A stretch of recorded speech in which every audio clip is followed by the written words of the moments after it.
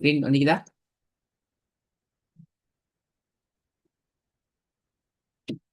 ஓ,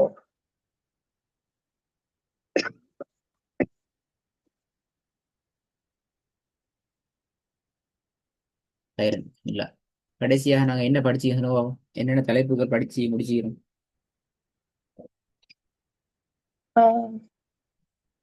last கிளாஸ்ல வந்து நாங்க ராகமா ஓதுறது.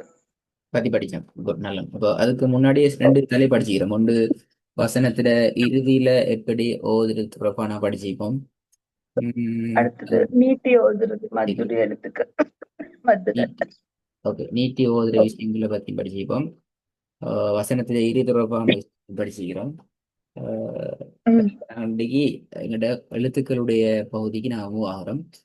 போன கிளாஸ் லாஸ்டா சொல்லிப்போம். குர்ஆன்ல நாங்க ஈக்கிற எழுத்துக்களை 13 வகைகளாக நாங்க பிரித்து ஒவ்வொரு பகுதியையும் நாங்க பார்க்கறதுக்கு ஈக்கிறோம் என்று நாங்க கடைசி கிளாஸ்ல உங்களோட பேசியிருந்தோம். ஆஹ் அதுல முதலாவது பகுதிக்கு நாங்க வந்தோம் என்றால் அலிஃப் அல்லது ஆயின் என்ற இரண்டு எழுத்துக்களை கொண்ட பகுதி. இதுல அலிஃப் என்ற எழுத்துக்கு நாங்க வந்தோம் என்றால் அலிஃப்ல இருக்கிற முக்கியமான சில விஷயங்களை நாங்க தெரிஞ்சுக்கொள்ளணும். முதலாவது ஓதுறது என்ற கன்செப்ட் கீழால அலிஃப் என்ற எழுத்தை நாங்க ஓதுற சந்தர்ப்பத்துல அஹ், நாவினை அசைக்காம நாங்க ஓதணும். அதை இன்னும் கொஞ்சம் தெளிவாக சொல்றேன்னு சொன்னா, நாவை தூக்காம நாங்க அலிப்பை உச்சரிக்கணும். நாவை தூக்காமத்தான் எழுத்தை உச்சரிக்கணும். நாவை அசைக்க கூடாது. அதே நேரம் தொண்டையினுடைய முதல் பகுதி ஆரம்ப பகுதியில இருந்தான் இந்த உச்சரிப்பை நாங்க உச்சரிக்கணும். என்ற அந்த எழுத்து வானத்தை நோக்கி போயிடாம கீழ் நோக்கி போற நேரத்துல என்று போற அந்த உச்சரிப்பை நாங்க எடுத்துக்கணும்.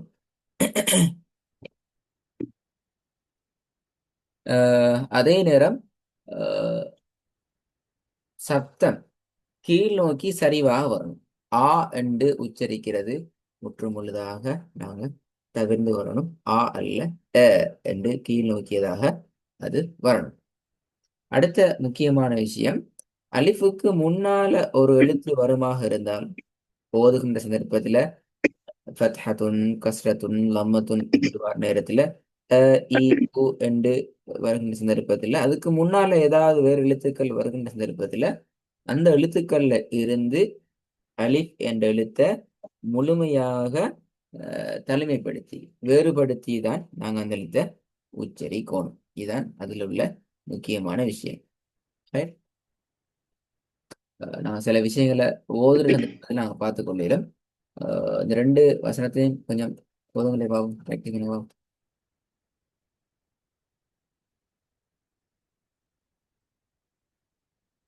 وأما السائل فلا تنهر ரெண்டாவது போதும் பாவம். صراط الذين أنعمت عليهم.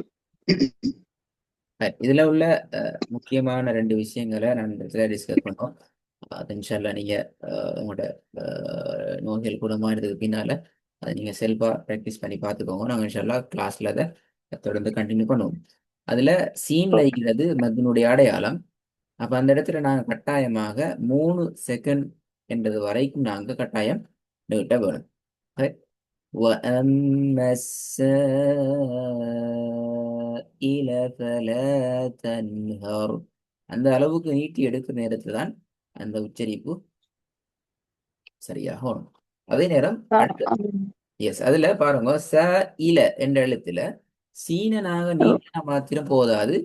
சீன நீட்டத்தோட அதுக்கு பின்னாடி இருக்கிற இ என்ற உச்சரிப்பை சீன்ல இருந்து முழுமையாக வேறுபடுத்தி உச்சரிக்கின்ற சந்தர்ப்பத்துல தான் அந்த வேறுபாடை எங்களுக்கு தெளிவாக எடுத்துக்கொள்ள முடியுமா இருக்கும். இ ச இல وَأَمَّا السَّائِلَ அந்த இ உச்சரிப்பு முக்கியம். எஸ் இரண்டாவது பகுதியிலையும் சிரோதல்லதீன நஅம்த நன்அம்த என்று ஓதுகின்ற ஓதல் தான் கூடுதலான அமைப்பில் ஓதக்கூடியதாக இருக்குது. அது அர்த்தம் என்னென்றால் என்ற சவுண்டை நாங்க அந்த இடத்துல முழுமையாக தவிர்ந்து விட்டு போறோம், தவிர்த்து விட்டு கொள்ளுகிறோம். எனவே அது பிழை என்றது தான்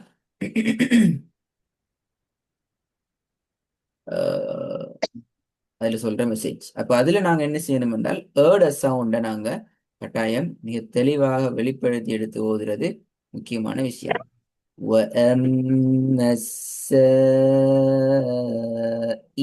فَلَا تَنْهَرْ என்று வாருது. அப் அதே மாதிரி صِرَاطَ الَّذِينَ أَنْ ந அ ந அ என்ற அந்த இரண்டு வேறுபாடையும் நாம் இதுல பிடிச்சு கொள்ள வேண்டிய முக்கியமான விஷயம்.